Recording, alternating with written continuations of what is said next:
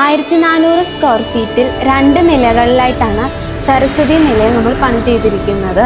മലർകളെ മലർകളെ ഇത് എന്ന കനവാ, മലകളെ മലകളെ ഇത് എന്ന നിனைவா, உருகியதே எனது உள்ளம், பெருகியதே